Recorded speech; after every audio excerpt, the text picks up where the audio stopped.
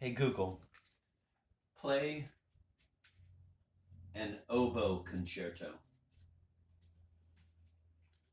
Sure, playing Albinoni, complete oboe concertos, full album on YouTube Music. Sweet.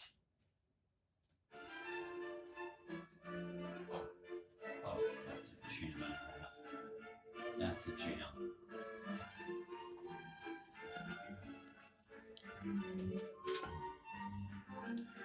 As God slowly departed from the seat whence he had directed the universe and its order of values, distinguished good from evil, and endowed each thing with meaning, Don Quixote set forth from his house into a world he could no longer recognize. In the absence of the supreme judge, the world suddenly appeared in its fearsome ambiguity. The single divine truth decomposed into myriad relative truths, parceled out by men. Thus was born the world of the modern era, and with it the novel, the image and model of that world. That's a deep motherfucker.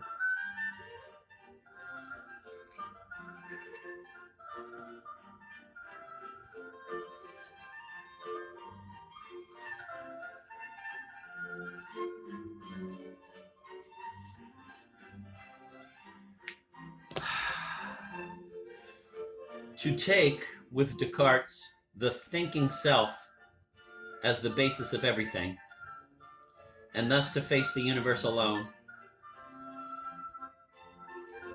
is to adopt an attitude that Hegel was right to call heroic. To take with Cervantes the world as ambiguity, to be obliged to face not a single absolute truth, but a welter of contradictory truths, truths embodied in imaginary selves called characters, to have as one's only certainty the wisdom of uncertainty requires no less courage. Motherfucker. Fucking motherfucker.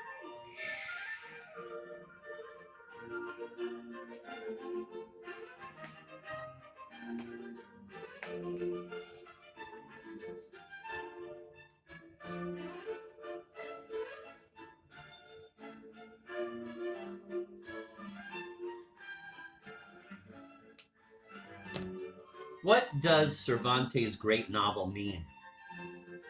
Much has been written on the question.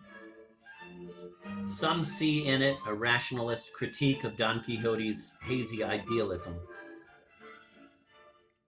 Others see it as a celebration of that same idealism. Both interpretations are mistaken because they both seek, at the novel's core, not an inquiry, but a moral position. Man desires a world where good and evil can be clearly distinguished, for he has an innate and irrepressible desire to judge before he understands. Religions and ideologies are founded on this desire. They can cope with the novel only by translating its language of relativity and ambiguity into their own apodictic and dogmatic discourse. They require that someone be right. Either Anna Karenina is the victim of a narrow-minded tyrant, or Karenin is the victim of an immoral woman. Either K is an innocent man crushed by an unjust court, or the court represents divine justice and K is guilty. This either-or encapsulates an inability to tolerate the essential relativity of things human, an inability to look squarely at the absence of the supreme judge. This inability makes the novel's wisdom, the wisdom of uncertainty, hard to accept and understand. Don Quixote set off into a world that opened wide before him.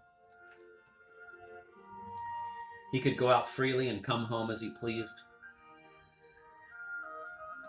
The early European novels are journeys through an apparently unlimited world. The opening of Jacques Le Fatalist comes upon the two heroes in mid-journey. We don't know where they've come from or where they're going. They exist in a time without beginning or end. in a space without frontiers, in the midst of a Europe whose future will never end. Jacques le Fatalist.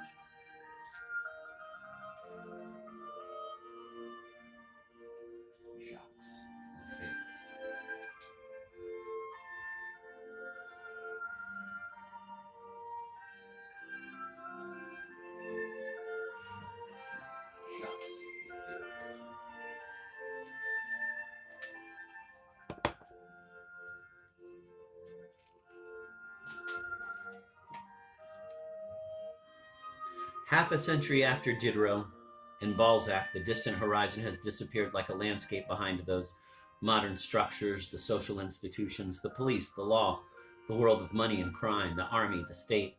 In Balzac's world, time no longer idles happily by as it does for Cervantes and Diderot.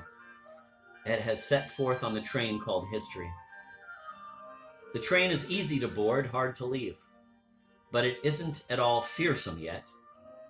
It even has its appeal. It promises adventure to every passenger, and with it, fame and fortune. Later still, for Emma Bovary, the horizon shrinks to the point of seeming a barrier.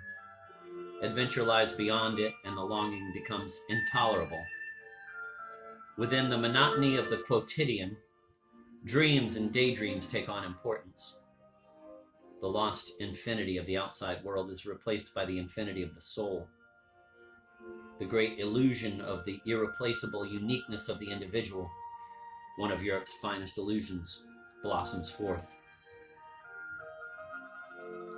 But the dream of the soul's infinity loses its magic when history, or what remains of it, the suprahuman force of an omnipotent society, takes hold of man. History no longer promises him fame and fortune. It barely promises him a land surveyor's job.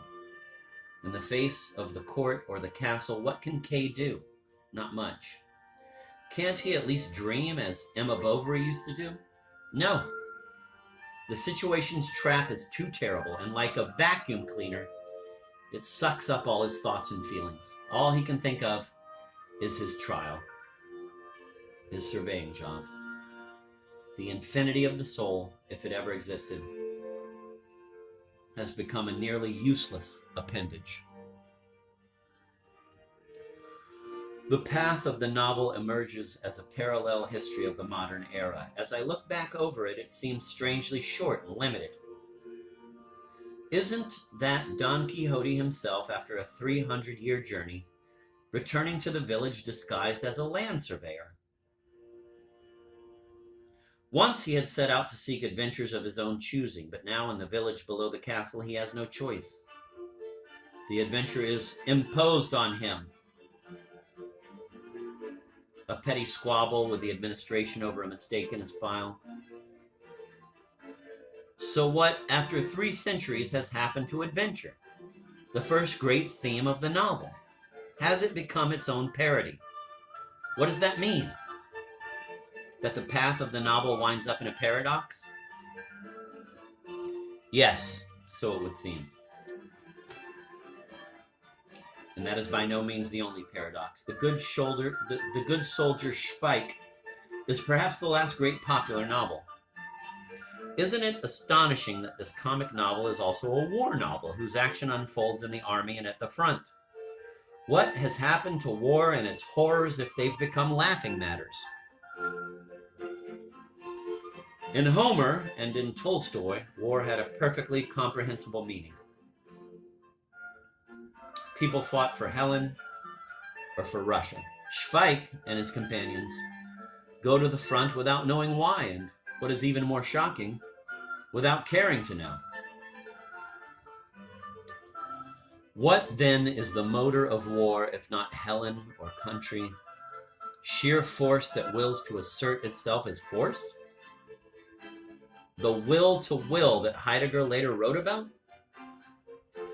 Yet hasn't that been behind all wars since the beginning of time? Yes, of course. But this time, in Hasek, it is stripped of any rational argument. No one believes in the drivel of the propaganda, not even those who manufacture it. Force is naked here, as naked as in Kafka's novels. Indeed, the court has nothing to gain from executing Kay, nor has the castle from tormenting the land surveyor.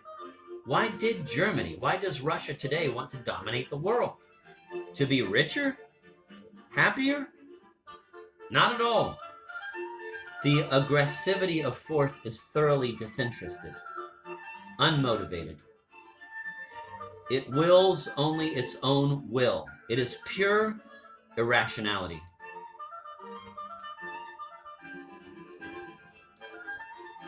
Kafka and Hasek thus bring us face to face with this enormous paradox.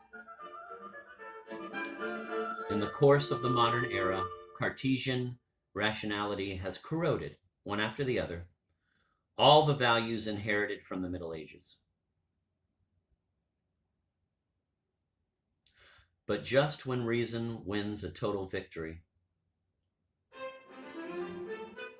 pure irrationality, force willing only its own will, seizes the world stage because there is no longer any generally accepted value system to block its path.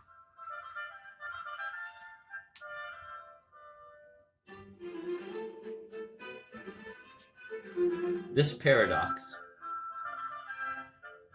masterfully illuminated in Hermann Brock's The Sleepwalkers, is one of those I like to call terminal. There are others. For example, the modern era has nurtured a dream in which mankind, divided into its separate civilizations, would someday come together in unity and everlasting peace. Today, the history of the planet has finally become one indivisible whole. But it is war, ambulant and everlasting war, that embodies and guarantees this long-desired unity of mankind.